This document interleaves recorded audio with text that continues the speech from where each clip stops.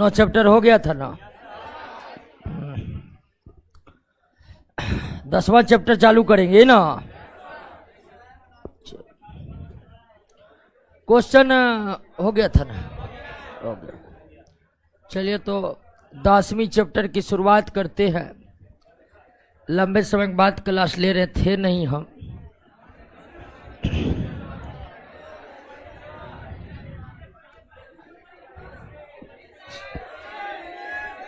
अरे हल्ला क्या करते हैं, क्या हुआ? यहाँ ठीक है, यहाँ ठीक है, वातावरण ठीक है। वहाँ पर जो जरूरत था वहाँ पर लगवा दिए, लग गया है, ठीक है। वहाँ पर जरूरत थी, बहुत ज़्यादा गर्मी थी वहाँ पर। यहाँ पर नॉर्मली ये सहन लायक है, ठीक है। सहनीय, ऐसा नहीं कि असहनीय गर्मी यहाँ पर रही है, ठीक है ना। धीरे धीरे आप नौकरी करिए ना, हर जगह एसी लगा देंगे हम, मुसल्लपुर हाट में लगा देंगे, ठीक है। कल आप नौकरी, आपके नौकरी का हम वेट कर रहे हैं। आप नौकरी लीजिए, हर मनोकामना आपका भी पूरी हो, हमारी पूरी हो। सावन भी आने वाला है, ठीक है। अरे हल्ला मत करिए। आइए चैप्टर पीरियोडिक क्लासिफिकेशन,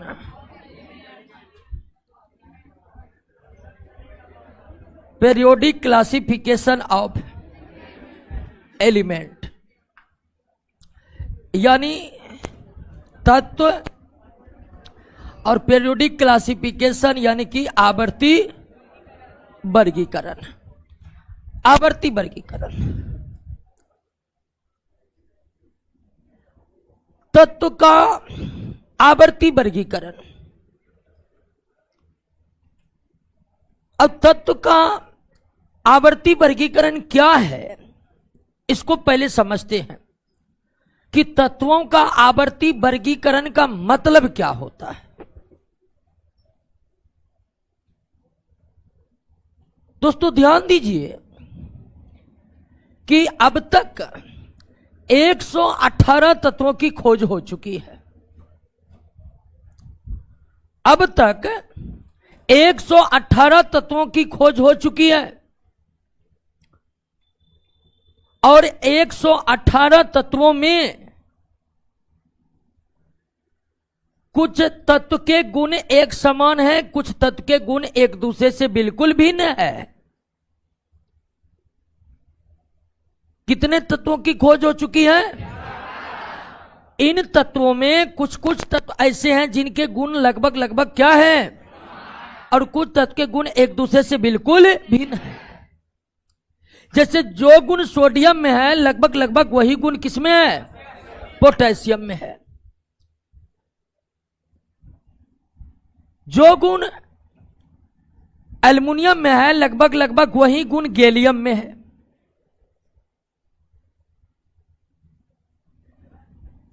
तो जो गुण सोना में है लगभग लगभग उसी तरह का गुण किसमें है?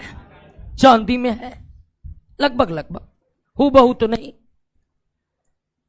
तो 118 तत्वों की अब तक खोज हो चुकी है, और 118 तत्वों में कुछ तत्व ऐसे हैं जिनके गुण एक दूसरे के समान हैं, लगभग समान है, जबकि कुछ तत्व, और जबकि कई तत्वों के गुण एक दूसरे से बिल्कुल भिन्न है। सोडियम है, सोना का गुण एक दूसरे से बिल्कुल भिन्न है।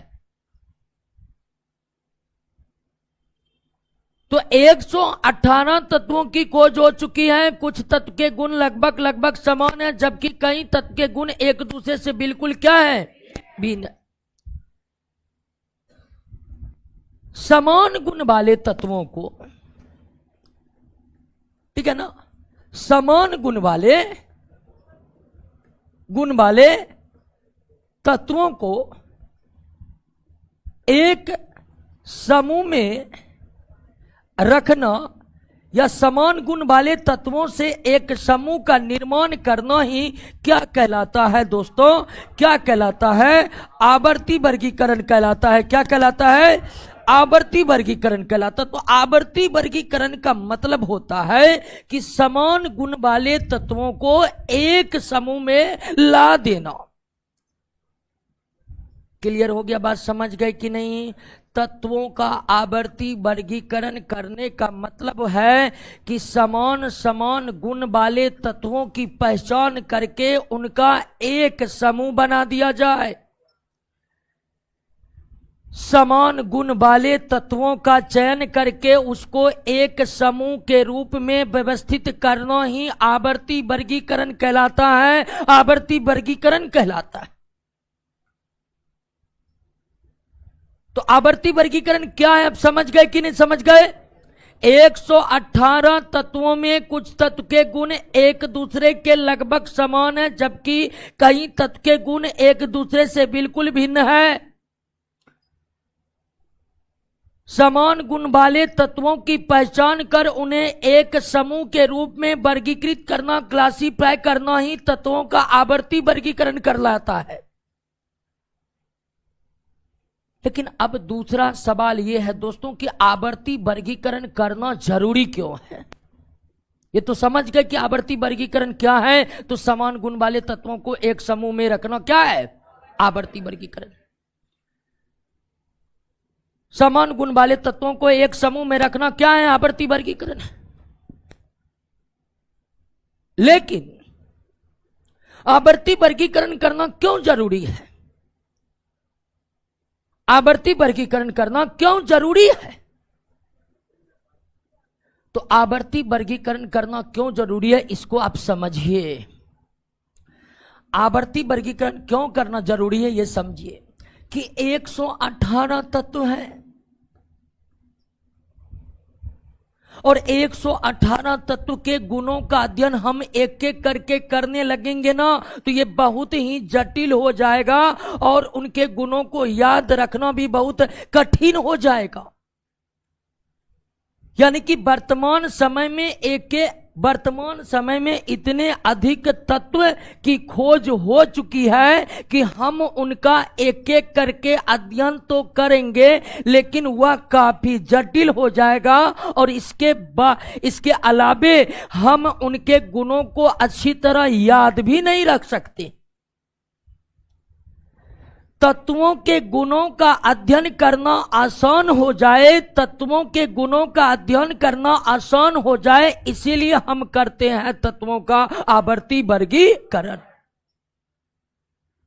तो तत्वों का आवर्ती वर्गीकरण इसलिए करना जरूरी है कि हम एक एक करके तत्व के गुणों को पढ़ेंगे ना तो काफी जटिल हो जाएगा, काफी जटिल हो जाएगा। जो भी बायोलॉजी पढ़े होंगे, बायोलॉजी में भी एक चैप्टर है क्लासिफिकेशन, वर्गीकरण।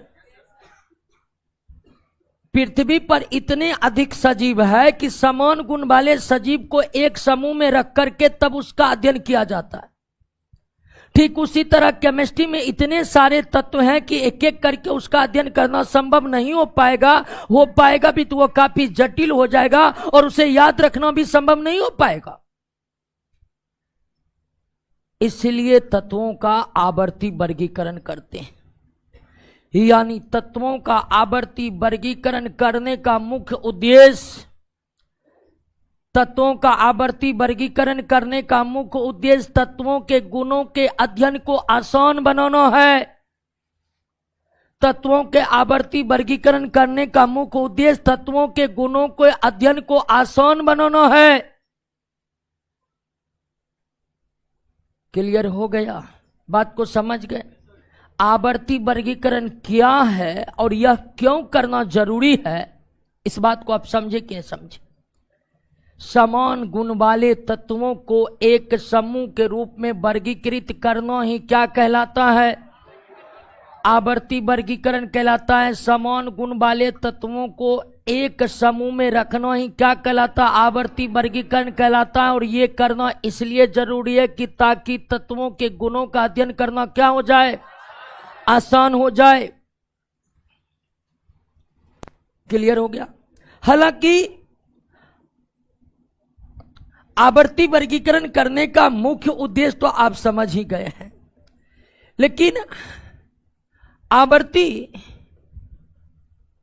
वर्गीकरण के और भी कई फायदे हैं और आवर्ती वर्गीकरण से हमें क्या क्या लाभ मिलते हैं या आवर्ती वर्गीकरण के क्या क्या फायदे हैं उसको आप फिर से एक बार पुनः समझिए। सबसे बड़ा फायदा है आवर्ती वर्गीकरण करने का कि इससे तत्वों के गुणों का अध्ययन क्या हो जाता है, आसान हो जाता है। लेकिन आवर्ती वर्गीकरण तत्व के गुणों के अध्ययन को आसान किस रूप में बनाता है?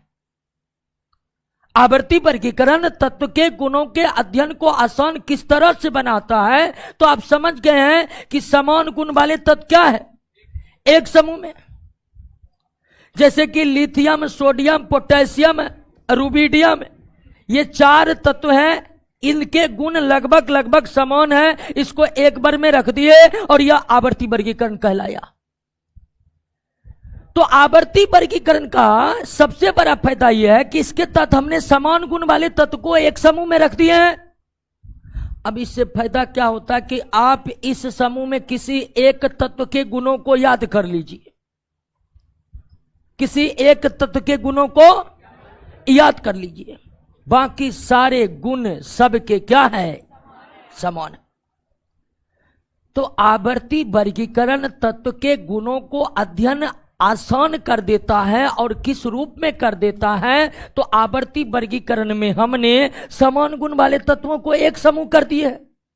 अब हम करेंगे क्या, समूह में किसी एक के बारे में पढ़ लेंगे, किसी एक के बारे में पढ़ लेंगे, बाकी सबका हमें अंदाजा लग जाएगा क्योंकि समान गुण है सबके। क्लियर हो गया कि नहीं हो गया? तो आवर्ती वर्गीकरण तत्व के गुणों को अध्ययन को आसान कर लेता है। आवर्ती वर्गीकरण कर देने के उपरांत समूह के किसी एक तत्व के गुणों को पढ़कर बाकी सारे तत्व के गुणों का सही अंदाजा लगाया जा सकता है। और आवर्ती वर्गीकरण के दौरान कोई एक समूह नहीं बनते, कई समूह बनते हैं। आवर्ती वर्गीकरण आपको यह भी बता देगा कि भिन्न भिन्न समूह के तत्व के गुणों में कितना अंतर है, यह भी हम जान सकते हैं। आवर्ती वर्गीकरण के तहत समान गुण वाले तत्वों को मिलाकर जो समूह बनाए हैं, उन भिन्न भिन्न समूह के तत्वों के गुण एक दूसरे से अलग होते हैं। और भिन्न भिन्न समूह के तत्व के गुण एक दूसरे से अलग किस प्रकार है, इसकी भी जानकारी हमें मिल जाती है। किससे? आवर्ती वर्गीकरण से। तो आवर्ती वर्गीकरण तत्व के गुणों के अध्ययन को आसान बनाता है। आवर्ती वर्गीकरण के तहत हम समूह के किसी एक तत्व के गुणों का अध्ययन करके बाकी सारे तत्व के गुणों का आसानी से पता लगा सकते हैं। आवर्ती वर्गीकरण हमें यह भी बतलाता है कि दोस्तों की समान गुण भिन्न भिन्न वर्ग के जो तत्व हैं उनके बीच गुणों को लेकर कितना अंतर है, गुणों के लेकर कितना अंतर है। तो आवर्ती वर्गीकरण के कई फायदे हैं। हम फायदे को आपके नोट में 4 पॉइंट में इंडिकेट किए हैं, उसको आप पढ़िएगा, आवर्ती वर्गीकरण के फायदे या वर्गीकरण के फायदे को।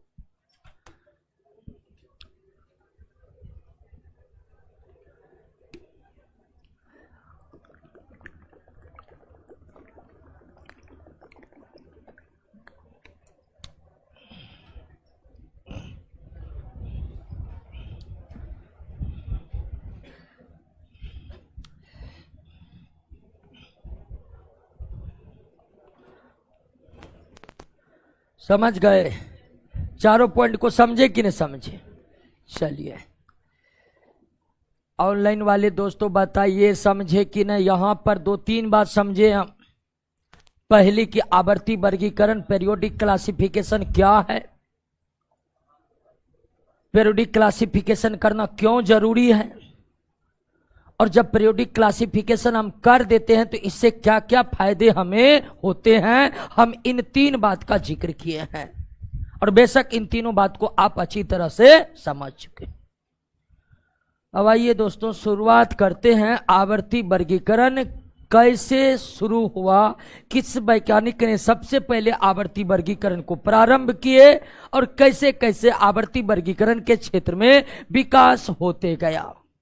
चलिए, सभी ऑनलाइन दोस्तों बिल्कुल अच्छी तरह से समझ रहे हैं। छोटू कुमार, धीरेन्द्र कुमार, वंदना कुमारी, चलिए आइए दोस्तों, केमिस्ट्री के पिता कौन है? लेबोजियर। लेबोजियर केमिस्ट्री के पिता है। और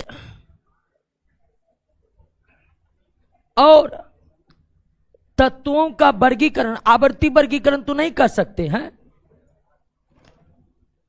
लेकिन अगर वर्गीकरण की बात करें तो वर्गीकरण, तत्वों को वर्गीकृत करने का सर्वप्रथम प्रयास लेबोजियर के द्वारा ही हुआ था। तत्व के गुणों के अध्ययन को आसान बनाने के लिए तत्व को सबसे पहले वर्गीकृत करने का प्रयास किसने किया? लेबोजियर ने किया। लेबोजियर ने सारे तत्वों को मात्र 2 वर्गों में विभाजित किया, एक मेटल और दूसरा नॉन मेटल, अधातु।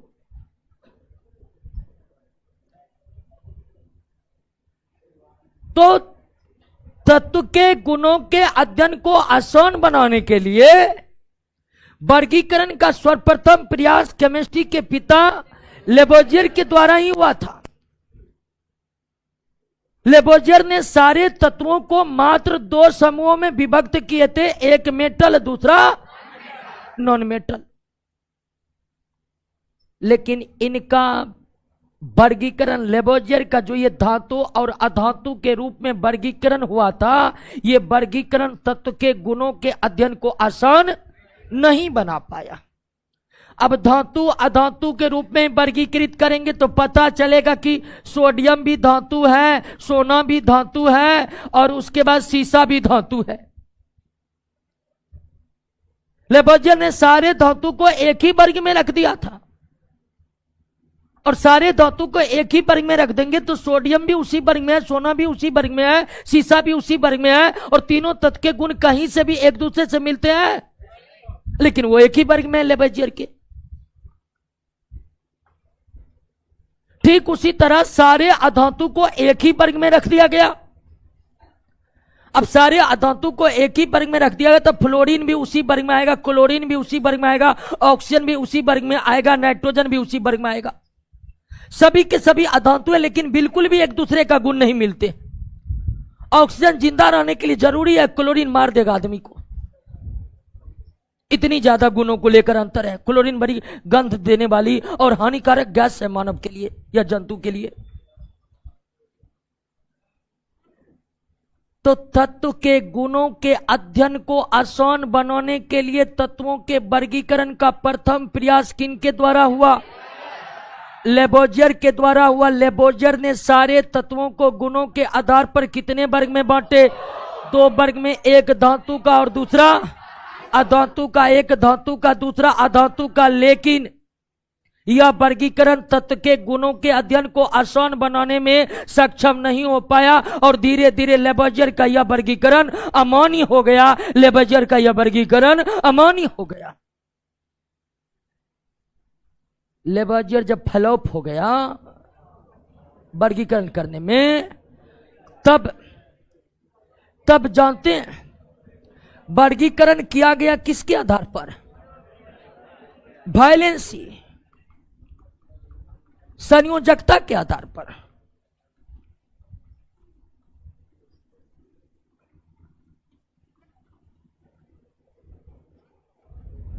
वैलेंसी यानी कि संयोजकता के आधार पर। लेबोजियर के वर्गीकरण जब अमान्य हो गया, वो तो होना ही था, उतना तो आप भी उस समय रहते तो कर देते। तो जब लेबोजियर का वर्गीकरण फ्लॉप हो गया, तब तत्वों को एक बार पुनः वर्गीकृत किया गया। किसके आधार पर? वैलेंसी के आधार पर वर्गीकृत किया गया। वैलेंसी के आधार पर, वैलेंसी के आधार पर वर्गीकरण मतलब एक समूह बनाया गया जिसमें सबका वैलेंसी कितना? 1 है। एक ऐसा वर्ग बनाया गया जिसमें सबकी वैलेंसी कितना? 2 है। एक ऐसा वर्ग बनाएगा जिसमें सबकी वैलेंसी कितना 4। एक ऐसा वर्ग बनाया सबकी वैलेंसी कितना है 4 है। इस तरह वर्गीकरण किया गया। लेकिन वैलेंसी के आधार पर वर्गीकरण करिएगा तो भी यह वर्गीकरण, मान लीजिए सोडियम का भी वैलेंसी 1 होता है, क्लोरीन का भी वैलेंसी 1 ही होता है।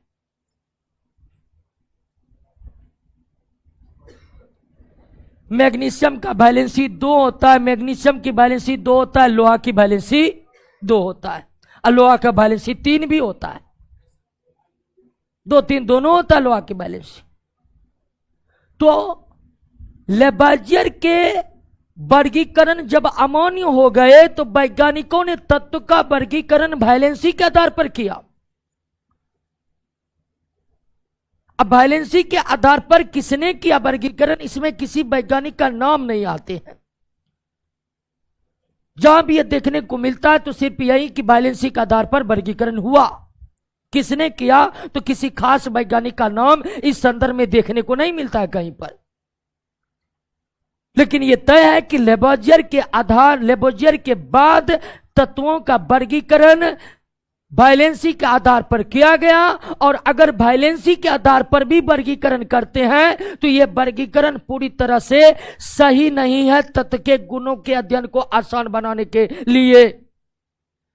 क्योंकि वैलेंसी के आधार पर भी अगर वर्ग बनाया जाए तो एक ही वर्ग में सोडियम आएंगे, एक ही उसी वर्ग में क्लोरीन आएंगे, क्योंकि दोनों की वैलेंसी समान है, जबकि दोनों के गुणों में काफी अंतर है। एक धातु है, दूसरा अधातु है, एक ठोस है तो दूसरा गैस है।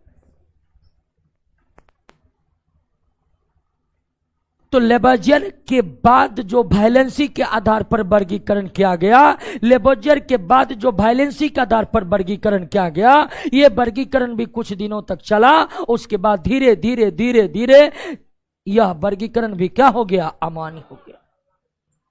यानी कि केमिस्ट्री के विकास के प्रारंभिक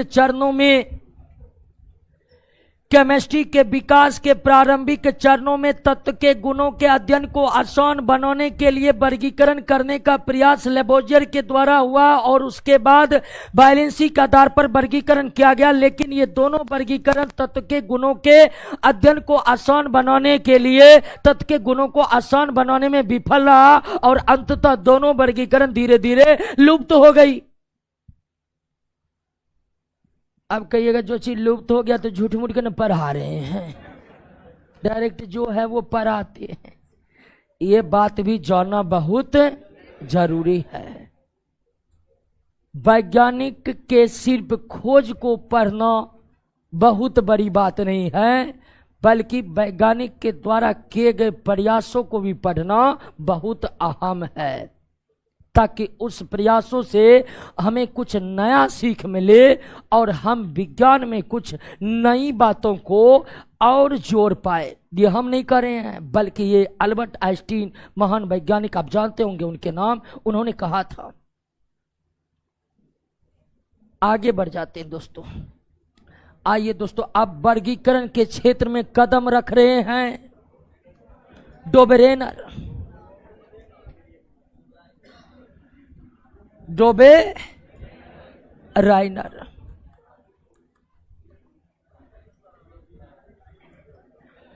डोबेराइनर वर्गीकरण का जो प्रथम प्रयास आप कह सकते हैं, क्योंकि लेबेजियर या वैलेंसी के आधार पर जो वर्गीकरण हुआ, उनको वर्गीकरण के प्रयासों के अंतर्गत कोई भी राइटर नहीं रख रहे हैं। लेकिन डोबरेनर जो कहां के थे, जर्मनी के थे। कहां थे? जर्मनी के थे। जॉन डोबरेनर तत्वों के वर्गीकरण का जो प्रयास किया था, वो प्रयास तत्व के वर्गीकरण के प्रथम प्रयास के रूप में अंकित है।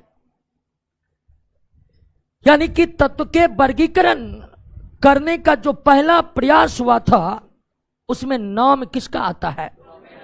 डोबरेनर का आता है। और डोबरेनर ने तत्वों के वर्गीकरण करने के लिए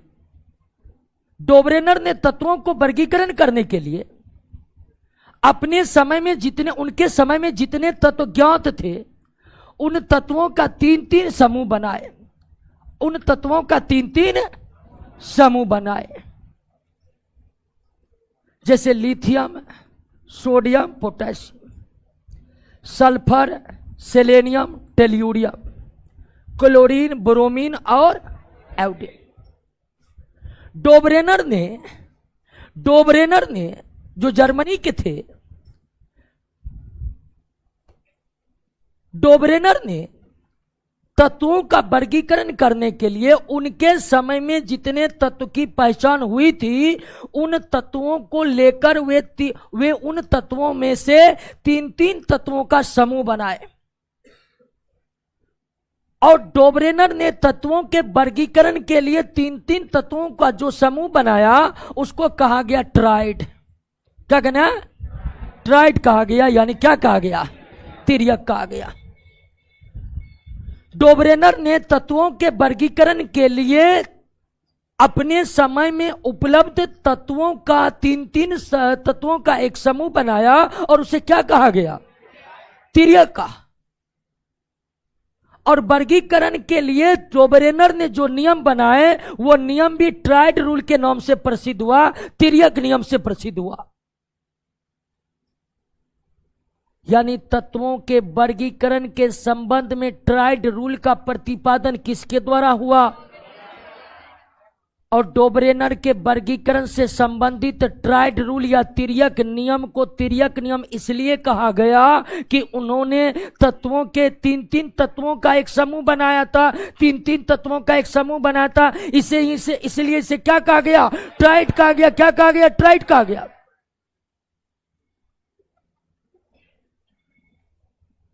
अब इसके नियम को समझिए।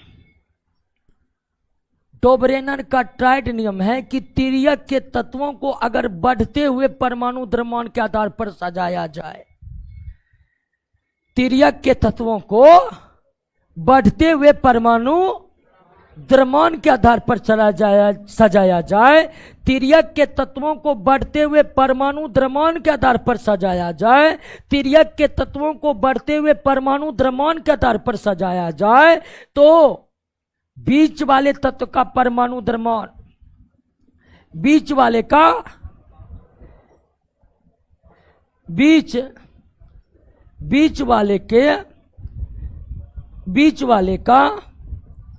परमाणु द्रव्यमान, बीच वाले का परमाणु द्रव्यमान शेष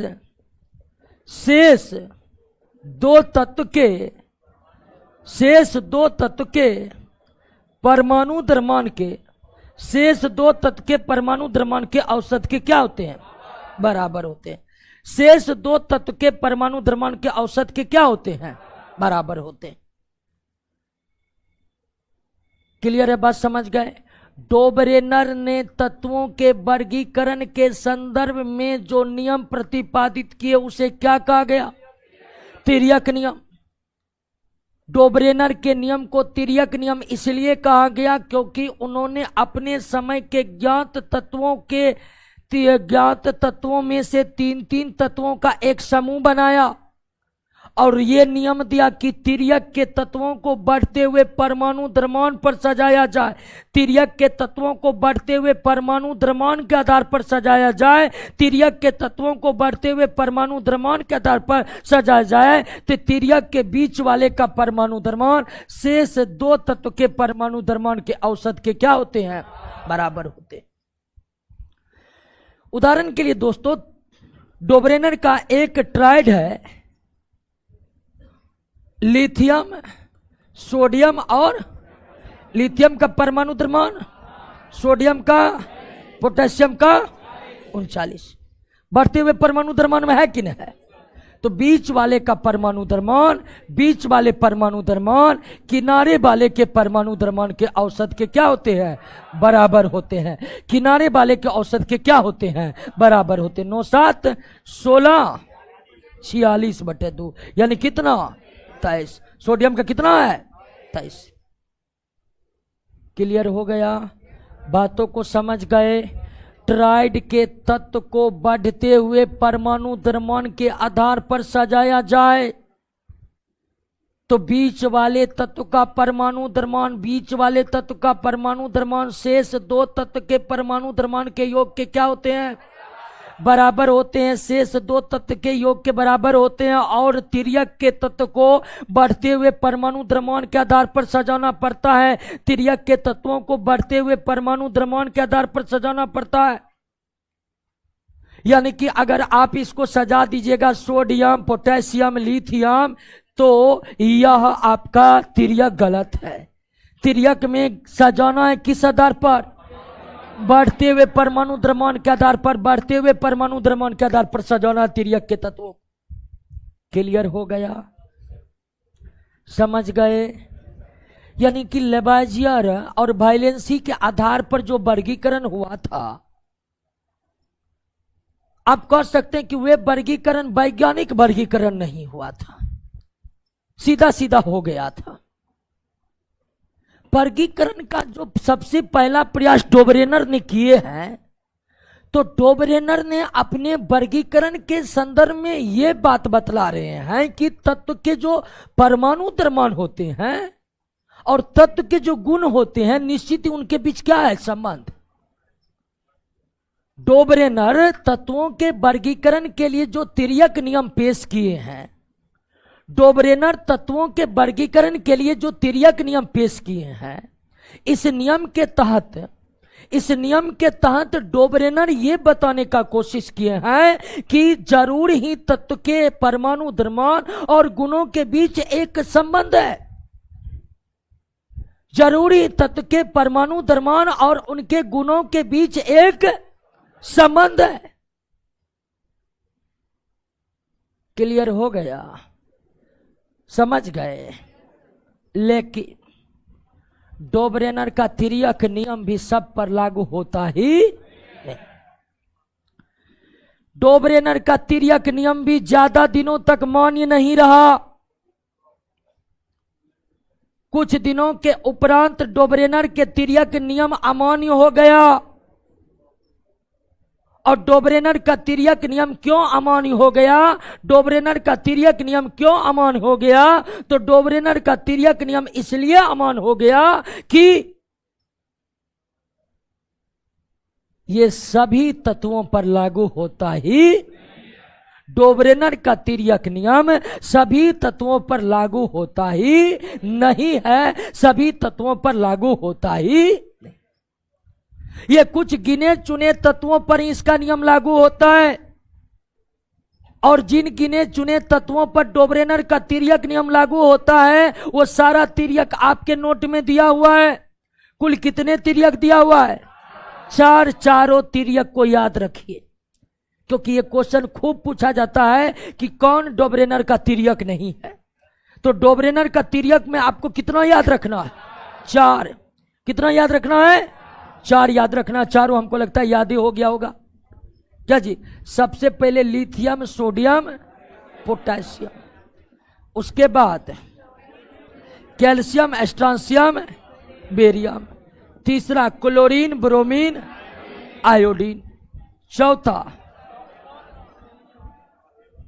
sulphur, selenium, tellurium, sulphur, selenium, tellurium. ये 4 डोबरेनर का तिर्यक है। इन 4 को छोड़कर बाकी तत्वों पर डोबरेनर का तिर्यक नियम पूरी तरह से लागू होता ही नहीं है।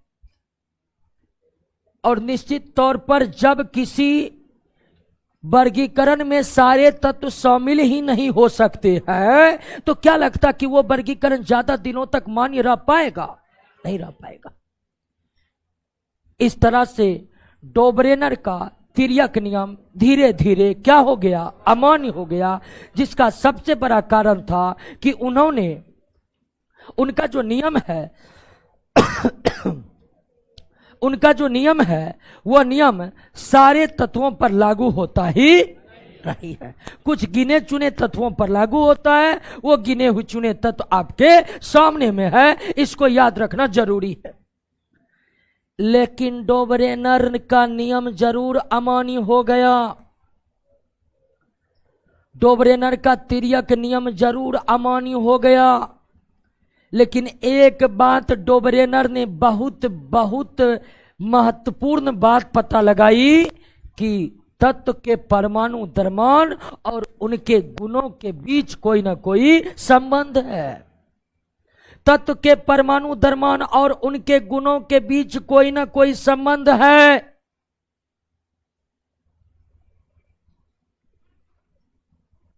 क्लियर?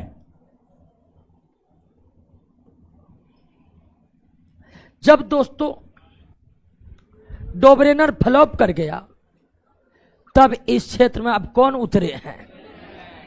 न्यूलैंड। अब इस क्षेत्र में कौन उतर गए हैं? न्यूलैंड।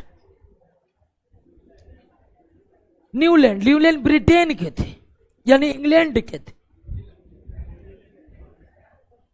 न्यूलैंड ब्रिटेन या इंग्लैंड के निवासी थे और डोबरेनर के तत्वों के वर्गीकरण के संदर्भ में जब तिर्यक नियम फैल कर गया, तब न्यूलैंड ने वर्गीकरण के अपने प्रयास किए और न्यूलैंड ने तत्व के वर्गीकरण के लिए एक अलग नियम का प्रतिपादन किया और इनका नियम दोस्तों ऑक्टेव रूल,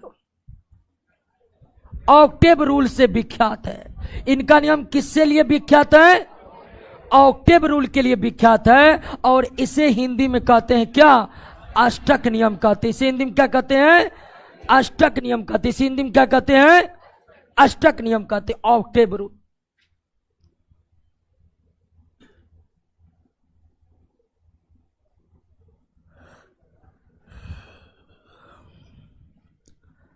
अब अष्टक नियम क्या कहता है? न्यूलैंड का जो अष्टक नियम क्या कहता है, जिसको आप सुन लीजिए, पढ़ना है तो पढ़ लीजिए नोट में। न्यूलैंड के अष्टक नियम के अंतर्गत ये बात आती है कि तत्व के परमाणु द्रव्यमान के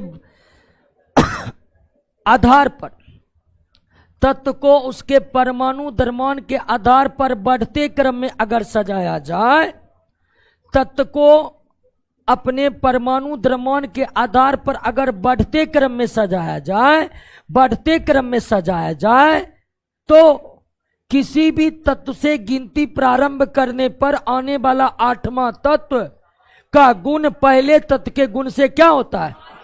समान होता। आठवें तत्व का गुण पहले तत्व के गुण से क्या होता है? समान होता है।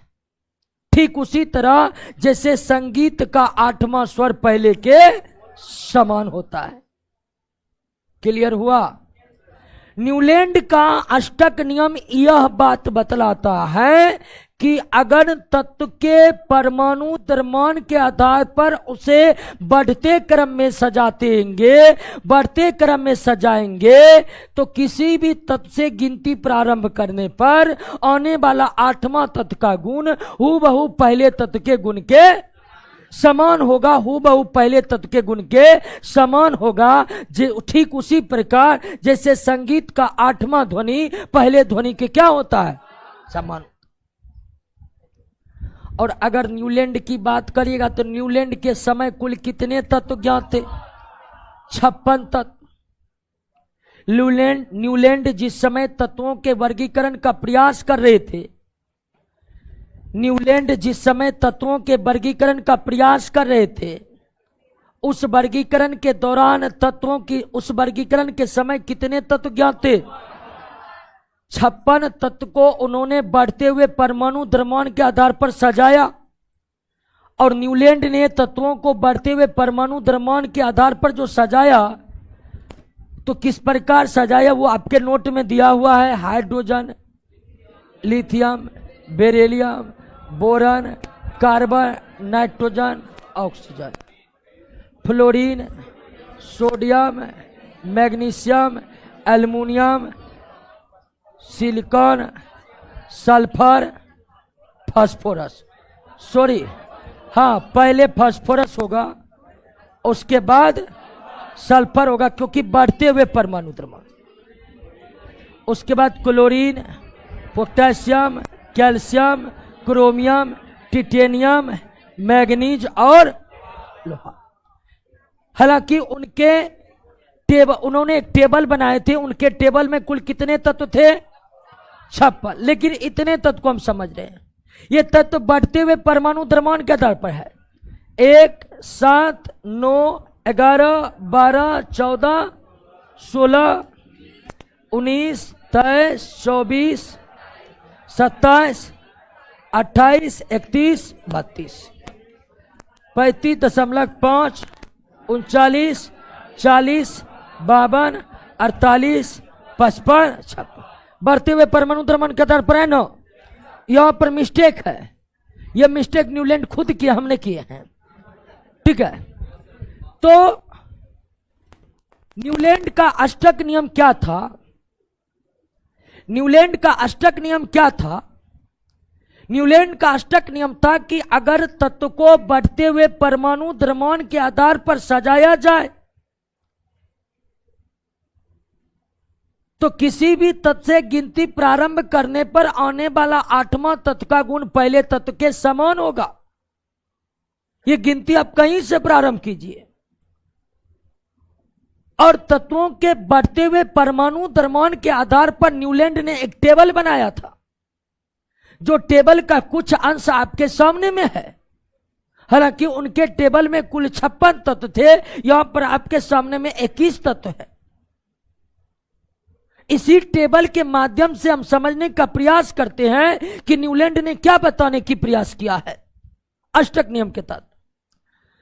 करा कि आप गिनती कहीं से भी प्रारंभ कीजिए, आप लिथियम से गिनती प्रारंभ कीजिए, लिथियम से गिनती प्रारंभ कीजिए, पहला तत्व, दूसरा, तीसरा, चौथा, पांचवा, छठा, सातवां, आठवां। सोडियम क्या तत्व है? 8वां तत्व का गुण पहले के, सोडियम का गुण पहले के समान होगा। अब कहीं से भी गुणना प्रारंभ कीजिए। आप दोस्तों प्रारंभ कीजिए मैग्नीशियम से, मैग्नीशियम से प्रारंभ कीजिए। मैग्नीशियम क्या हो गया? पहला, दूसरा, तीसरा, चौथा, पांचवा, छठा, सातवां, आठवां। मैग्नीशियम का गुण किसके समान है? कैल्शियम के समान है। कहीं से भी प्रारंभ करने पर गिनती में आने वाला 8वां तत्व का गुण किसके समान होगा? यानी कैल्शियम का गुण मैग्नीशियम के समान होगा, सोडियम का गुण लिथियम के समान होगा, एल्युमिनियम का गुण बोरन के समान होगा। गिनती करिएगा तो कहां पर 8वां आएगा वो आप समझ गए ना। 8वां एकदम सीध में आ जाता है। बोरन का गुण एल्युमिनियम के समान होगा, एल्युमिनियम का गुण क्रोमियम के समान होगा। क्या क्या हुआ? समान, समान। मैग्नीशियम का गुण कैल्शियम के गुण के समान है। हाँ, कैसे? ये न्यूलैंड बता रहे हैं, जो न्यूलैंड बताए वो आपके सामने में हूबहू बता रहे हैं, ठीक है ना। हाँ, तो कैसे समान है वही तो बता रहे हैं। ये बता रहे हैं कि समान होगा, ठीक है ना।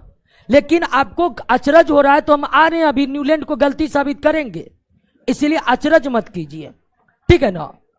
तो आप समझिए कि ये जो हम बता रहे करें, ये पूछ रहे हैं कि लिथियम का गुण सोडियम के कैसे समान होगा, तो ये बता रहे हैं कि ये समान है। अब लैब में जाकर चेक करिएगा, गुण समान मिलेगा। जिस तरह लिथियम रिएक्टिव है उसी तरह सोडियम भी रिएक्टिव है। बस समझे कि नहीं समझे? तो अब मैग्नीशियम का गुण सच में कैल्शियम के समान है।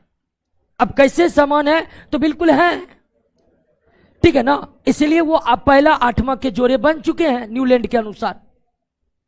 तो न्यूलैंड का जो अष्टक नियम के आधार पर टेबल बना था, उस टेबल को आप समझे कि नहीं समझे? लेकिन न्यूलैंड का जो ये अष्टक नियम है दोस्तों, न्यूलैंड का जो ये अष्टक नियम है, यह अष्टक नियम भी ज्यादा दिनों तक मान्य नहीं रह पाया। न्यूलैंड का जो अष्टक नियम है यह भी ज्यादा दिनों तक मान्य नहीं रह पाया।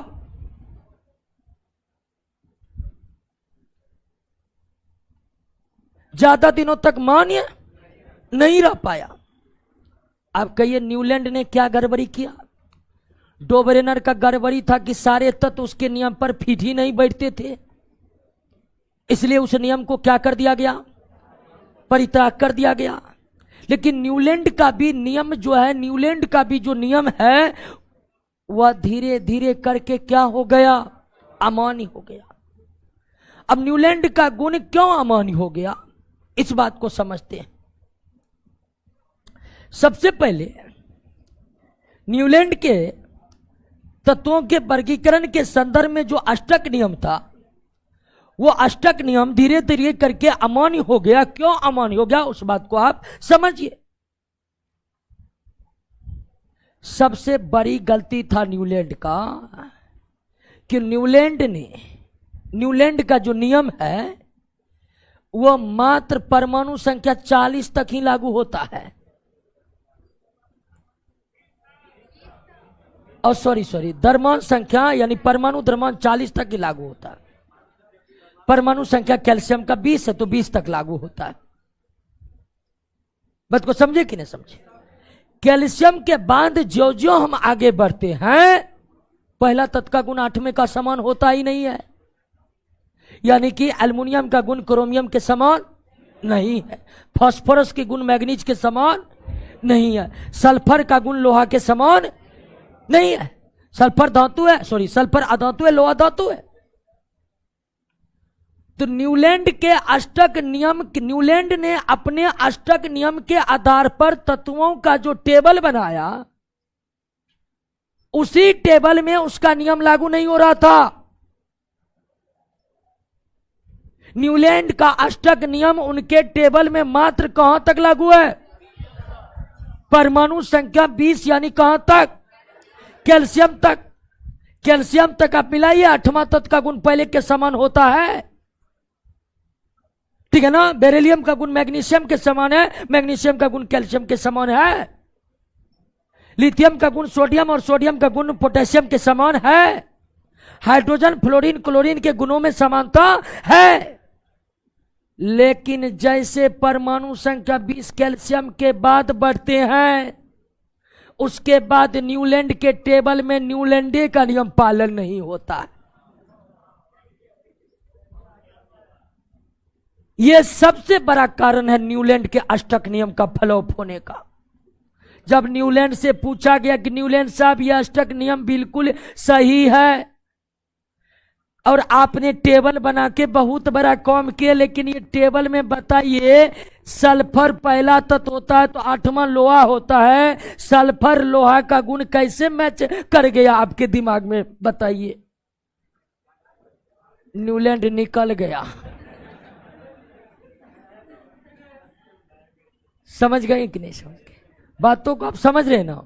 सबसे बड़ी गलतियां क्या थी, ये बड़ी गलतियां। दूसरी बड़ी गलती, डोबरेनर उतना बवंडर गलती नहीं किया था। डोबरेनर के समय साइंस अपने प्रारंभिक दौर में था तो कुछ दिमाग लगाया। और आपको बता दें कि डोबरेनर के दिमाग के बाद ही इसके दिमाग में ये ख्याल आया, क्योंकि पहले व्यक्ति डोबरेनर थे जो तत्व के परमाणु द्रव्यमान और उनके गुणों के बीच के संबंध को जानने की कोशिश किए, और वही काम न्यूलैंड ही न कर रहे हैं। ये भी तत्व के परमाणु द्रव्यमान और उसके गुणों के बीच संबंध खोजने का प्रयास कर रहे हैं। अंतर भाई सही तक वो तिर्यक है या अष्टक है। न्यूलैंड की दूसरी बड़ी गलती थी कि न्यूलैंड के समय में कुल 56 तत्व हैं। न्यूलैंड के समय कुल तत्वों की संख्या कितनी थी, 56 थी। और न्यूलैंड के समय जो कुल 56 तत्व थे, उनके विषय में न्यूलैंड का कहना था कि प्रकृति में कुल 56 तत्व है, ठीक है। न्यूलैंड जोर देकर कह रहा था कि ये ब्रह्मांड में केवल 56 तत्व है, आगे किसी तत्व का खोज होने वाला नहीं। न्यूलैंड जिंदे था, इनर्ट गैस की खोज हो गई है। न्यूलैंड को पकड़ के लाया। न्यूलैंड से अभी क्या हुआ, हीलियम का खोज हो गया है। Helium, what is this helium, यानी कि दूसरी, हाँ सॉरी, न्यूलैंड के समय इनर्ट गैस की खोज नहीं हुई थी। लेकिन न्यूलैंड के समय 56 तत्व थे और वे जोर देकर बोले कि 56 तत्व ही रहेगा, आगे किसी तत्व का खोज होने वाला नहीं है। और आगे चलकर ढेरों तत्व की खोज हो गई। आज 118 तत्व की खोज हो चुकी है। आने वाले समय में और भी तत्व खोजे जाएंगे। तो पहली गलती देखे कि अपना नियम बनाया, उसी के आधार पर टेबल बनाया, टेबल बनाकर फ्लॉप लागू हुआ। कहां तक? कैल्शियम तक। दूसरा का 56 तत्व है, छपने रहेगा, आगे आविष्कार हो ही नहीं सकता, यह बात भी गलत। और तीसरा बवंडर गलती, डोबरेनर ने कहा कि तत्व के परमाणु द्रव्यमान के आधार पर उसे बढ़ते क्रम में सजाना है। न्यूलैंड ने अष्टक नियम में क्या बताया कि तत्व के परमाणु द्रव्यमान के आधार पर उन्हें बढ़ते क्रम में सजाना है, उन्हें बढ़ते क्रम में सजाना है। और न्यूलैंड ने अपने नियम को अपने से तोड़ा। देखिए यहां पर यह बढ़ते क्रम में है। न्यूलैंड से जब पूछा गया कि न्यूलैंड सभी क्रोमियम मैग्नीज के बीच में टिटेनियम काहे घुसल है, कि दिक्कत क्या है? का दिक्कत बहुत है। आप कह रहे हैं कि बढ़ते हुए परमाणु द्रव्यमान के बीच, बढ़ते हुए परमाणु द्रव्यमान के आधार पर तत्वों को सजाना है, तो फिर यह टिटेनियम क्या कर रहा है? इसका भी जवाब नहीं दे पाया न्यूलैंड। का जा रहे पानी पीने। कहने का मतलब एक भयानक मिस्टेक ये लग रहा है कि नहीं, जानबूझकर क्या किया मिस्टेक है। आप खुद अपने से नियम बना रहे हैं, मन होता तोड़ दे रहे हैं। ये वर्गीकरण नहीं चलेगा। और इसलिए धीरे धीरे करके न्यूलैंड के अष्टक नियम के आधार पर जो तत्वों का वर्गीकरण किया गया, वो भी क्या हो गया? अमान हो गया। एक बार पढ़िए न्यूलैंड के कमियां क्या थी उनके अष्टक नियम में, तब और ज्यादा दिमाग खुलेगा आपका।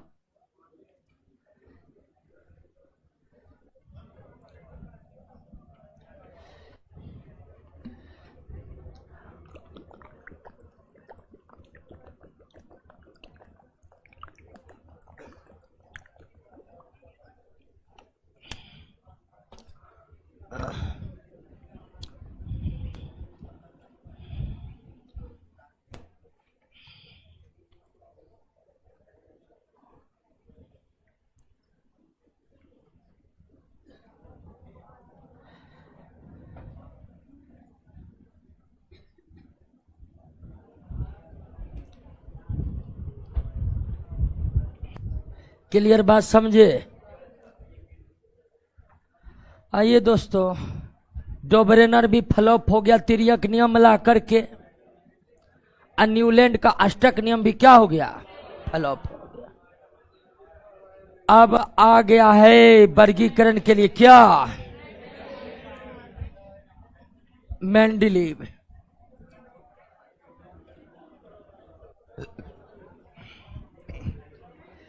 तत्वों के वर्गीकरण का पहला जो सफलतम प्रयास किया गया, तत्वों के आवर्ती वर्गीकरण का जो सबसे सफलतम प्रयास हुआ, वो किसके द्वारा हुआ? मेंडलीव के द्वारा हुआ। मेंडलीव ने तत्वों के वर्गीकरण के लिए एक नए नियम का प्रतिपादन किया, जो मेंडलीव का आवर्त नियम के नाम से ही प्रसिद्ध हुआ। मेंडलीव पीरियोडिक लॉ के नियम से ही प्रसिद्ध हुआ।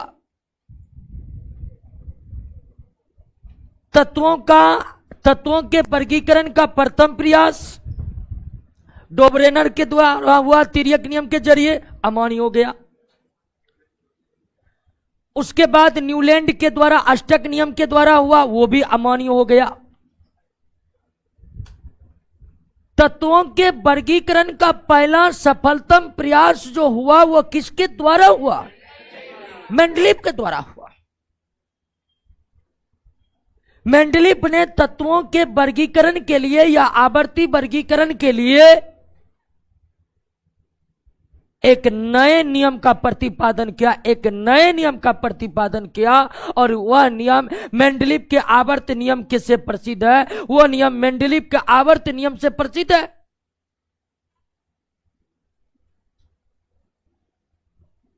और मेंडलीव का आवर्त नियम क्या है? तो साधारण अर्थों में कह दिया जाए तो सीधा कहना था, मेंडलीव का सीधा कहना था कि तत्व के गुण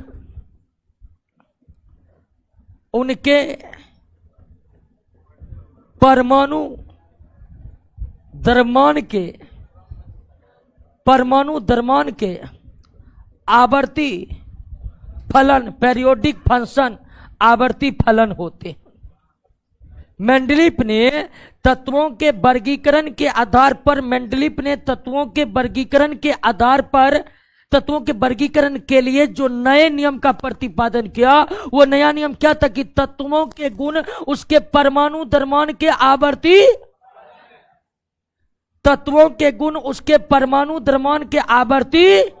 फलन होते हैं। तत्वों के गुण उसके परमाणु द्रव्यमान के आवर्ती फलन होते हैं, उसके परमाणु द्रव्यमान के आवर्ती फलन होते हैं। अब यहां पर इस शब्द को समझने में आपको दिक्कत हो सकती है कि आवर्ती फलन का मतलब क्या हुआ, पीरियोडिक फंक्शन का क्या अर्थ हुआ। तो आवर्ती फलन का अर्थ क्या हुआ? तो इसका मतलब हुआ कि अगर तत्व को उनके परमाणु द्रव्यमान के आधार पर बढ़ते क्रम में सजाएंगे,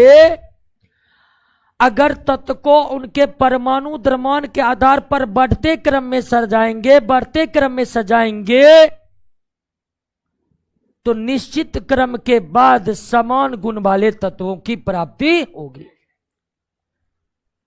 यानी कि न्यूलैंड के नियम का ही विस्तार पूर्वक अध्ययन करके मेंडलीव ने एक नए आवर्त नियम का प्रतिपादन किया।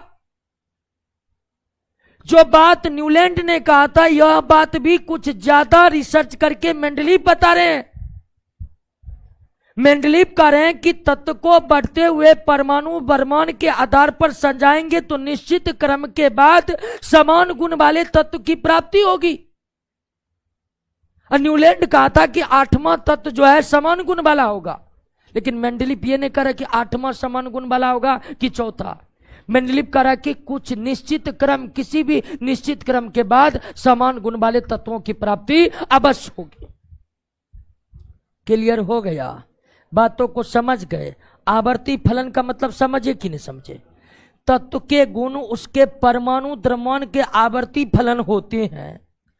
तत्व के गुण उसके परमाणु द्रव्यमान के आवर्ती फलन होते हैं। तत्व के गुण उसके परमाणु द्रव्यमान के आवर्ती फलन होते हैं।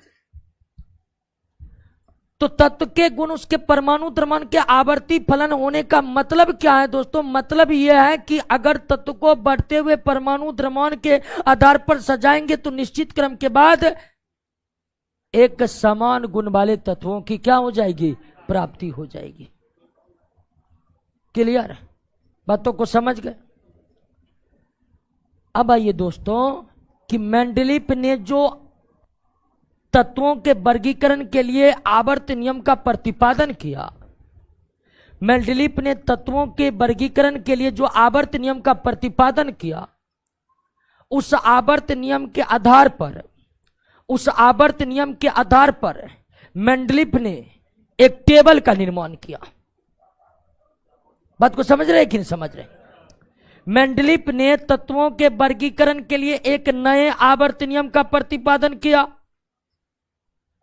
मेंडलीव ने तत्वों के वर्गीकरण के लिए एक नए आवर्त नियम का प्रतिपादन किया। वो आवर्त नियम क्या है, समझ गए कि नहीं? और मेंडलीव ने अपने आवर्त नियम के आधार पर अपने समय ज्ञात तत्व, जिसकी संख्या 63 थी, न्यूलैंड के समय जो 56 तत्व हुए, मेंडलीव के समय बढ़कर कितनी हो गई थी? 63। उन 63 तत्वों को मेंडलीव ने अपने आवर्त नियम के आधार पर रखकर एक टेबल का निर्माण किया। और इस तरह से मेंडलीव ने जो टेबल बनाया, उस टेबल का नाम क्या पड़ा? Periodic table. क्या नाम पड़ा? पीरियोडिक टेबल, यानी कि आवर्त सारणी, आवर्त सारणी, पीरियोडिक टेबल, आवर्त सारणी।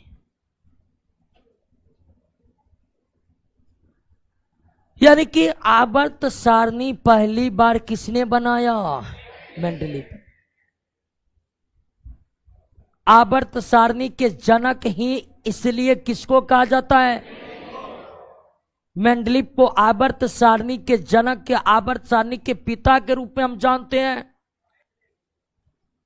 मेंडलीव को हम आवर्त सारणी के जनक के, आवर्त सारणी के पिता के रूप में जानते हैं, क्योंकि पहली बार मेंडलीव ने ही पीरियोडिक टेबल का निर्माण किया। पहली बार मेंडलीव ने ही पीरियोडिक टेबल का निर्माण किया। पहली बार मेंडलीव ने ही पीरियोडिक टेबल का निर्माण किया। अब मेंडलीव के पीरियोडिक टेबल बन चुके हैं ना, और वो किस प्रकार है उसका कुछ झलक आपके नोट में दिया हुआ। नोट में वो वही फिगर रखे हुए हैं जो आपके 10th क्लास के बुक में है। हालांकि आपके नोट में मेंडलीव का जो पीरियोडिक टेबल है ना, ये सुधारा गया हुआ है, यानी कि बिल्कुल एक्चुअल वो पीरियोडिक टेबल नहीं है जिसको मेंडलीव ने खुद बनाया था, बल्कि समय समय पर मेंडलीव के पीरियोडिक टेबल में सुधार होते गया। और अभी जो आपके नोट में मेंडलीव का पीरियोडिक टेबल देख रहे हैं, ये मेंडलीव के पीरियोडिक टेबल का सुधारा गया स्वरूप है। क्लियर है? कोई दिक्कत नहीं ना? चलिए दोस्तों, अब समझना क्या है आवर्त सारणी की विशेषता।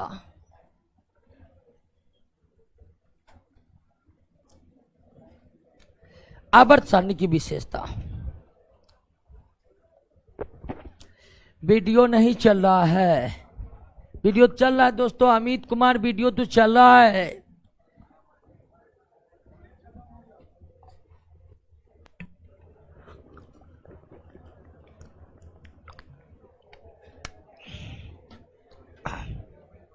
नेट खत्म हो गया होगा, हाँ हो सकता है।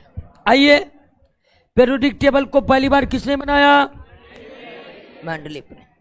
समझ रहे कि सब ऊपर ऊपर से जा रहा है। 8 से 10 घंटा सब मेहनत कर रहे हैं ना। बहुत का चेहरा देख कर नहीं लगता है कि मेहनत कर रहे हैं। सही बोलते हैं। इतना चमक दमक रहता है चेहरा पर, पढ़ने वाला का नहीं हो सकता है क्या? पढ़ने वाला का चेहरा एकदम गंभीर शांत। अब बहुत को तो ये भी भ्रम है कि नौकरी कर लेंगे, किसी भी तरह पढ़ेंगे नौकरी कर लेंगे। ऐसा नहीं होता है दोस्तों, बहुत बड़ा रेस है। सेटिंग कराकर असली नौकरी होता है, सेटिंग कराकर कंप्यूटर ऑपरेटर का होता है। और सेटिंग कराइएगा पड़ोसी आपको नहीं चिंता पढ़ने में कैसन है क्या जी? अब तो सेटिंग कराकर नौकरी कर लेता, पड़ोसी चिट्ठी लिख देता है बोर्ड को कि हमारे बगल का विद्यार्थी भोतू था, कैसे नौकरी हो गया। ठीक है ना? बस आपको ये सच्ची बात है। कई बार अखबार में न्यूज आया कि सेटिंग कराकर नौकरी हो गया, बाद में पड़ोसी को पता चला कि तो नौकरी करने वाला इसके पास दिमागे न है। तब चेकिंग किया, एक बार पता तक किया। एक और घटना बता रहे थे, सेटिंग करा के नौकरी ले लिया और दोस्ते को सामने में जाकर के उसको सीने दिखा दिया कि दोस्त नौकरी ले लिए है। और दोस्त जो आपके साथ 5 साल 7 साल से रह रहा है उसको तो गतर गतर पता है आप कहाँ क्या किए हैं क्या जी। उसको दोस्त को एक बार बताया तो दोस्त ने हमने एज घटाने के लिए मैट्रिक 2 बार दिया है, इंटर भी 2 बार दिए हैं। तुरंत उस दोस्त को जैसे दिखाया नौकरी का रुतबा, तुरंत चिट्ठी लिख दिया। 4 महीना के बाद जो है अलग पार्टनर रहकर तैयारी कर रहा है। ये स्थिति है। तो सेटिंग गेटिंग उस और हम लोग काहे ध्यान देंगे क्या? हाँ, हवा जुटो का। हाँ, अब हर एक मार्केट में जगह जगह सेटर है। हाँ, जिसके बाप को मुखिया तक नहीं पहचानता है वो कहेगा डायरेक्ट मुख्यमंत्री तक पहुंचा हमारा। सही बता रहे हैं। एक से एक ऐसे सेटर का घूम रहा, कहेगा मेरा पप्पा जो है ना विधायक का पीए है, मेरा पप्पा जो है ना डायरेक्ट मुख्यमंत्री से चाय पीते हैं। अरे तो और पप्पा को पंचायत का मुखिया पहले पहचानता है, अब बात दे रहा है यहाँ पर। उस सब के चक्कर में नहीं रहिए, उस सब नालायक आदमी है। वो 2 साल और रहेगा, ठकेगा कुछ आदमी को, अब फिर गांव में जाएगा, वार्ड सदस्य का चुनाव लड़ेगा। ठीक है, हम इस बार 2-3 गो लफुआ को पकड़े हैं पंचायत चुनाव में। गांव में वार्ड सदस्य के लिए तुम यहाँ क्या करा? वार्ड सदस्य चुनाव खड़ा कर लिया। अच्छा, गांव वाला उसके बाद खूब धोया उसको। तो उस सब के चक्कर में नहीं रहना है। आपके पास मस्तिष्क है न, हो आप पढ़ने के योग्य है न, तो पढ़ाई की बात क्यों करते? केवल पढ़ाई की बात कीजिए। और आपको बता रहे हैं कि जब क्वेश्चन पूरा रट लिया उसके बाद बाहर कुछ है ही नहीं, तो फिर कोई दिक्कत है? कोई दिक्कत नहीं है। सिर्फ दिक्कत तब है जब आप डेली नहीं पढ़िएगा, 2 दिन पढ़िएगा, 3 दिन नहीं पढ़िएगा। ये गलत तरीका है। रोज पढ़िए, प्रतिदिन पढ़िए, आपको टेंशन ही नहीं रहेगा पढ़ने का। अब 2 दिन पढ़िए लगातार, 2 दिन छोड़ दीजिए, देखिएगा पता चलेगा कुछ हमको पढ़ा हुआ है ही नहीं, सब कुछ भूल गए हैं। तो इन सब बातों से बचिए। और आइए अगली टॉपिक पर, आवर्त सारणी के प्रमुख विशेषताएं। तो आवर्त सारणी को सबसे पहले किसने बनाया? मेंडलीफ ने बनाया। इसलिए आवर्त सारणी के जनक किसे कहते हैं? मेंडलीफ को कहते हैं। आवर्त सारणी की पहली विशेषता है कि मेंडलीफ के आवर्त सारणी में जितना वर्टिकल कॉलम है, ठीक है, वर्टिकल यानी कि ऊपर से नीचे, इस वर्टिकल कॉलम को वर्ग कहा जाता है। हाँ, हिंदी में उदर्ग कहते हैं। मेंडलीफ के पीरियोडिक टेबल को आप देख रहे हैं ना, तो ऊपर से नीचे वाला जो कॉलम है, जिसको हिंदी में उदग्र, अंग्रेजी में वर्टिकल कहते हैं, इसको क्या कहते हैं? वर्ग कहते हैं, या कभी कभी इसे समूह भी कहते हैं। हालांकि अंग्रेजी में इसे क्या कहते हैं? ग्रुप कहते हैं। तो मेंडलीफ के पीरियोडिक टेबल में ऊपर से नीचे वाले वर्ग को क्या कहते हैं? ऊपर से नीचे वाले वर्ग को क्या, ऊपर से नीचे वाले कॉलम को क्या कहते हैं? वर्ग कहते हैं। और मेंडलीफ ने अपने वर्गों को रोमन में 1, 2, 3, 4, 5, 6, 7, 8 नाम दिया था। और मेंडलीफ के बाद उनके पीरियोडिक टेबल में एक और समूह जोड़ा गया, क्या? 0। मेंडलीफ ने अपने से जो पीरियोडिक टेबल बनाए थे उसमें वर्गों की संख्या कितनी थी? 8 थी। लेकिन मेंडलीफ के निधन के बाद इनर्ट गैस का खोज हुआ, और इनर्ट गैस के खोज होने के बाद मेंडलीफ के पीरियोडिक टेबल में एक और समूह को जोड़ दिया गया, और उसका नाम क्या रखा गया? 0। तो ये जो 0 वाला वर्ग है, ये मेंडलीफ ने खुद नहीं बनाए थे, बल्कि मेंडलीफ के बाद के वैज्ञानिक ने उनके पीरियोडिक टेबल में ये 0 वाले वर्ग जोड़ दिए। तो मेंडलीफ के पीरियोडिक टेबल के उदग्र या वर्टिकल कॉलम को क्या कहा जाता है? ग्रुप, जिसकी संख्या टोटल 9 है। टोटल कितना है?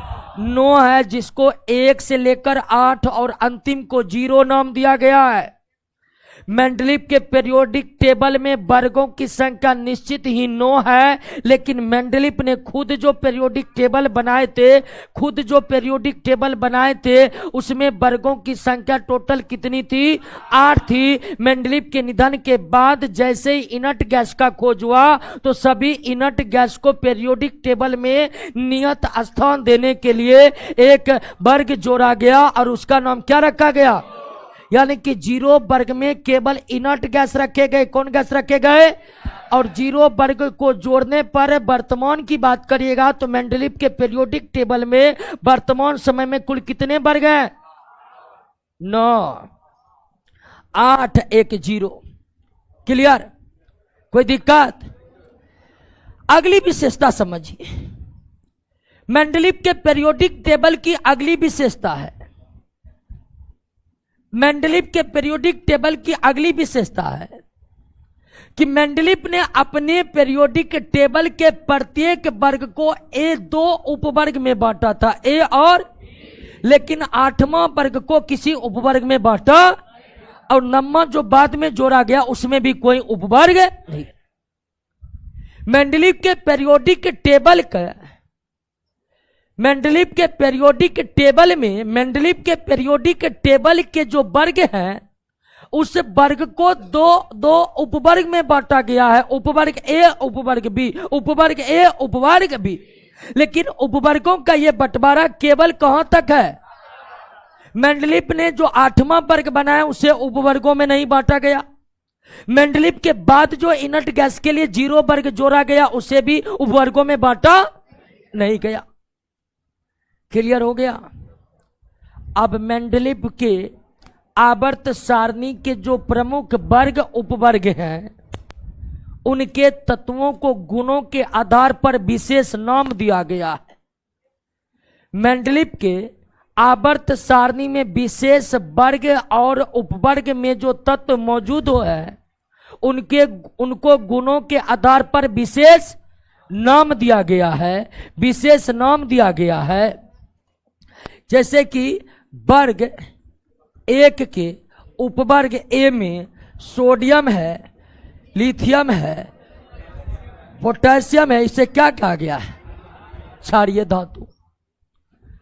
उसी तरह वर्ग 1 के बी में कॉपर है, सोना है, चांदी है, जिनसे सिक्के बनाए जाते हैं, तो इसे क्या कहा जाता है? सिक्का धातु या मुद्रा धातु कहा जाता है। तो मेंडलीव के पीरियोडिक टेबल में वर्ग 1 के ए, इसका मतलब समझ गए ना? 1 के ए का मतलब हुआ कि वर्ग 1 का उपवर्ग ए, वर्ग 1 का उपवर्ग बी। तो वर्ग 1 के उपवर्ग ए के तत्वों को क्या कहा जाता है?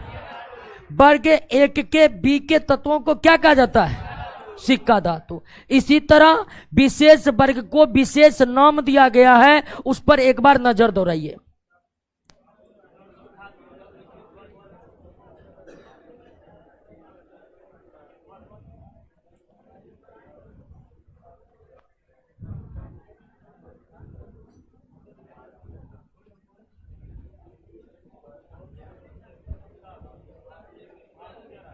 क्या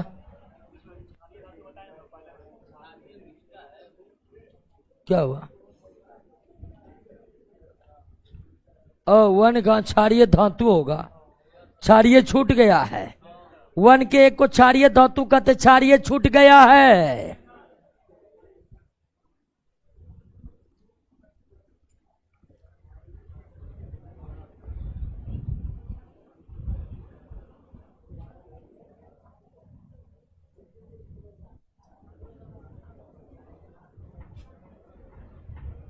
क्लियर?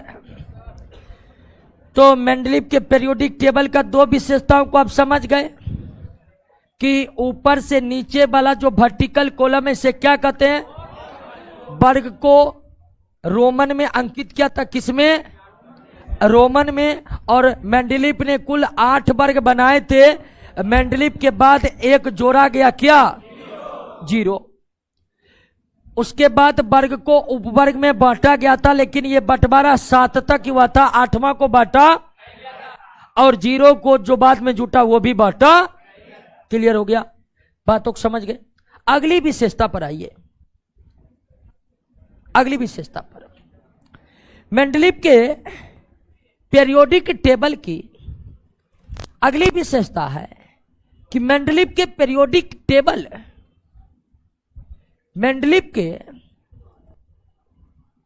पीरियोडिक टेबल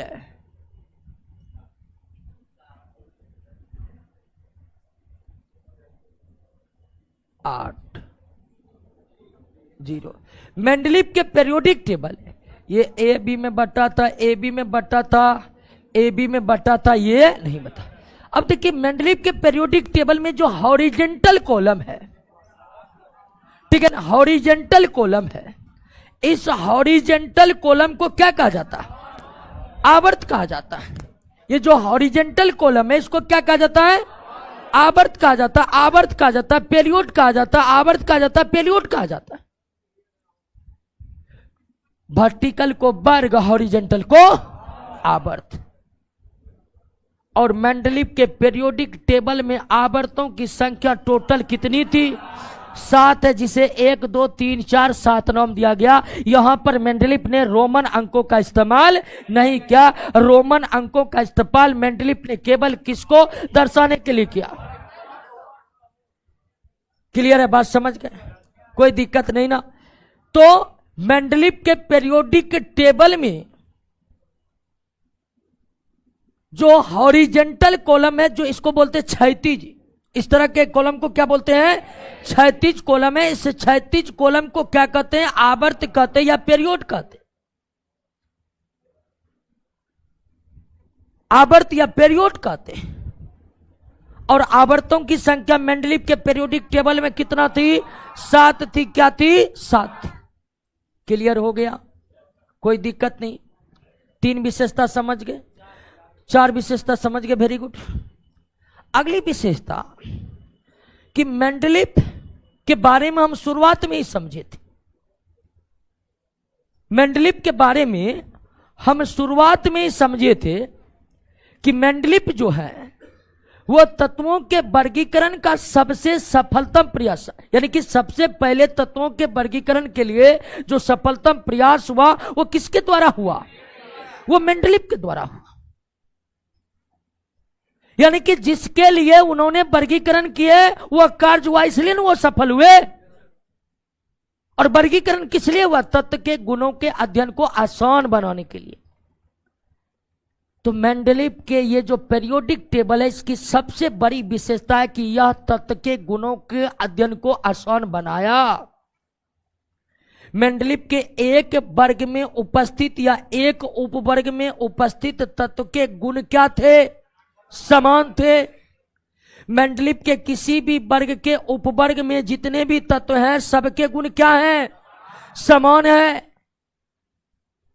मेंडलीव के पीरियोडिक टेबल के किसी भी वर्ग के उपवर्ग के तत्वों में से एक के बारे में आप पढ़ लीजिए, बाकी सबका अनुमान आपको निकल जाएगा। क्योंकि मेंडलीव के पीरियोडिक टेबल के किसी वर्ग के उपवर्ग में स्थित सभी तत्व के गुण क्या होते हैं? समान होते हैं। तो जिस कार्य के लिए मेंडलीव ने तत्वों का वर्गीकरण किया, जिस कार्य के लिए मेंडलीव ने तत्वों का वर्गीकरण किया, वह कार्य बिल्कुल सफल हुआ। एक उपवर्ग में उपस्थित तत्व के सारे गुण क्या थे? समान। क्लियर हो गया? अगली विशेषता और सबसे भयंकर विशेषता यही है। मेंडलीव के समय तत्वों की संख्या कितनी थी? 63। मेंडलीव के समय तत्वों की संख्या कितनी थी? 63। लेकिन मेंडलीव ने क्या कहा कि अभी 63 तत्व है और मेंडलीव ने अनुमान लगा कि भविष्य में और भी तत्वों की खोज होगी। और सिर्फ इतना ही नहीं, आगे किस तरह के तत्वों की खोज होगी और उसे पीरियोडिक टेबल में कहां रखा जाएगा उसके लिए स्थान भी छोड़ दिया। यानी कि पीरियोडिक टेबल जो बनाया मेंडलीव ने, उन पीरियोडिक टेबल में कई जगह स्थान खाली थे। और अपने पीरियोडिक टेबल के खाली स्थान के बारे में मेंडलीव ने बताया कि आगे चलकर इस तरह के गुणों वाले तत्व का खोज होगा, यहां पर वो रखा जाएगा। और सच में ऐसा ही हुआ। जो अनुमान के जो अनुमान बताए थे भविष्य में खोजे जाने वाले तत्वों को लेकर मेंडलीव ने, वो बिल्कुल सही साबित हुआ। बिल्कुल सही साबित। भारत में इस तरह का वैज्ञानिक रहता तो उसको लोग बहुत बड़ा साधु संत बाबा बना देते। चमत्कार नहीं, आज समझिए असली चमत्कार मेंडलीव साहब करके गए। जिस प्रकार के गुणों को लेकर अंदाजा लगाया, सेम टू सेम उसी तरह के तत्व हो गए। उन्होंने बाकायदा भविष्य में खोजे जाने वाले तत्वों का नाम भी रख दिया। बाद में उस तत्व के जब खोज होगी तो उसके नाम में कुछ परिवर्तन हुआ। जैसे देखिए नाम रखा गया, जैसे क्या क्या रखा गया, उसके जगह पर कौन से नए तत्वों का खोज हुआ, इसके बारे पढ़िए।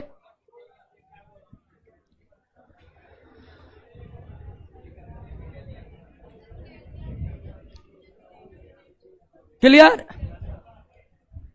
तो मेंडलीव की सबसे बड़ी उपलब्धि यह थी कि वे भविष्य में खोजे जाने वाले तत्वों की भविष्यवाणी की, उसके लिए अपने पीरियोडिक टेबल में स्थान छोड़े और यह भविष्यवाणी उनकी पूर्णतः सही साबित हुई। और ऐसे 3-4 लगभग 4 तत्वों का भविष्यवाणी किया जो एकदम सटीक हुआ। बात को समझे कि नहीं?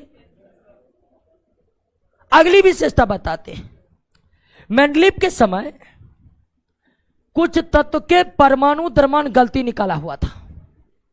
कुछ तत्व के परमाणु द्रव्यमान गलती निकाला हुआ था, लेकिन मेंडलीव जब उन्होंने पीरियोडिक टेबल पर उसे सजाया तो उनको आभास लग गया कि जरूर इसके परमाणु द्रव्यमान में कोई ना कोई लोचा है, यानी गड़बड़ है।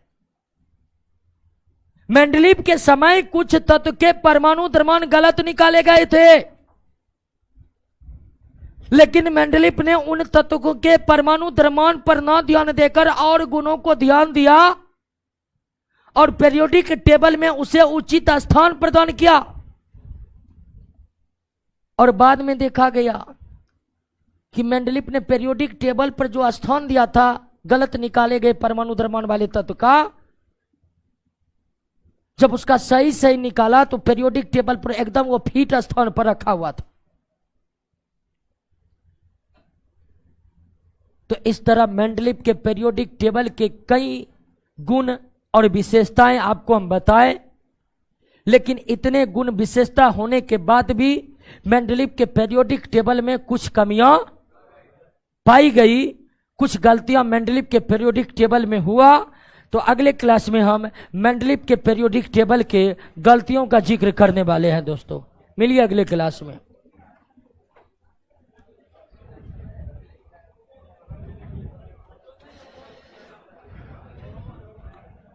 बिहार पुलिस के लिए क्या पढ़े केमिस्ट्री में? तो कुछ नहीं, क्वेश्चन पढ़ना है, लगातार क्वेश्चन पढ़ना है। क्वेश्चन का बहुत अच्छा कलेक्शन करके दे ही दिए हैं, क्वेश्चन को लगातार पढ़ते रहिए।